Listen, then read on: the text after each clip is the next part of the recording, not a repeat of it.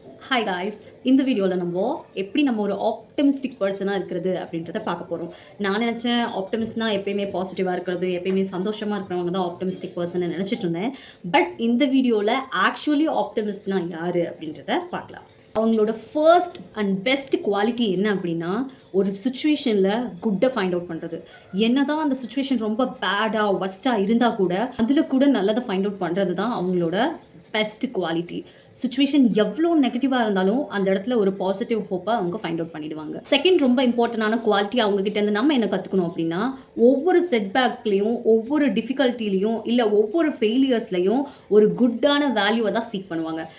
ஒரு விஷயத்தை நோக்கி நம்ம போகிறோம், சக்ஸஸ் ஆயிடுச்சுன்னா ஓகே, பட் ஃபெயிலியர் வந்தால் சோகமாக இருக்கும் இல்லையா? தே ஒன்ட் லுக் அந்த சோகத்தை அதில் பார்க்க மாட்டாங்க, அதுலேருந்து நல்ல லெசன் எடுத்துக்குவாங்க. Okay, every failure is a lessons for them. ஒவ்வொரு ஃபெயிலியர்லேருந்தும் ஒரு லெசனை லேர்ன் பண்ணிக்கிட்டு திருப்பி க்ரோ ஆகிறது தான் ஒரு ஆப்டிமிஸ்டோட best quality. Third important quality என்னச்சுன்னா, they take responsibility on their own. ஏதாவது தப்பாக போச்சுன்னா, இது எப்படி எனக்கு தப்பாக நடக்கலாம், அவங்க எப்படி எனக்கு இதை பண்ணலாம், அந்த மாதிரிலாம் பண்ணாமல் அந்த ப்ராப்ளத்துக்கு ஆக்சுவலாக சொல்யூஷன் ஃபைண்ட் அவுட் பண்ணுறவங்க தான் ஆப்டிமிஸ்ட். ஃபோர்த் குவாலிட்டி என்ன அப்படின்னா, ஒரு ஆப்டமிஸ்ட் அவங்களோட கோல்ஸை பற்றி பேசிகிட்டே இருப்பாங்க. ரொம்ப பாசிட்டிவாக, ரொம்ப எனர்ஜெட்டிக்காக, ஃப்யூச்சரிஸ்டிக்காக இருப்பாங்க. என்னோட பாஸ்ட் இப்படி ஆயிடுச்சு, எனக்கு இப்படி இருந்துச்சு, அதை பற்றிலாம் பேசாமல் எப்போவுமே அவங்களோட ஃப்யூச்சரை நோக்கி, அவங்களோட கோல்ஸை நோக்கி விஷுவலைஸ் பண்ணிகிட்டும் இருப்பாங்க, பேசிக்கிட்டும் இருப்பாங்க.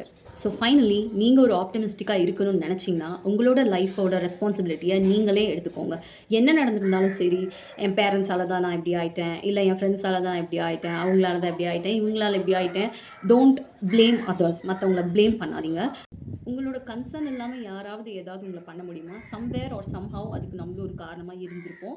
ஸோ அதனால் ஃபுல் ரெஸ்பான்சிபிலிட்டியும் உங்கள் கையில் எடுத்துக்கிட்டா தான், ப்ளேமிங்கை குறைச்சிட்டு, இல்லை இதுக்கு நானும் ஒரு பார்ட் தான், ஸோ என்ன நான் இதை கரெக்ட் பண்ணிக்கணும் அப்படின்னு சொல்லி ஃபுல் ரெஸ்பான்சிபிலிட்டியும் உங்கள் கையில் எடுத்துக்கிட்டு, உங்களோட கரண்ட் கோல் என்ன அப்படின்றத யோசிங்க. அதுக்காக யோசிச்சுட்டு அதுக்கெல்லாம் நீங்கள் என்ன பண்ணணும்னு யோசிங்க.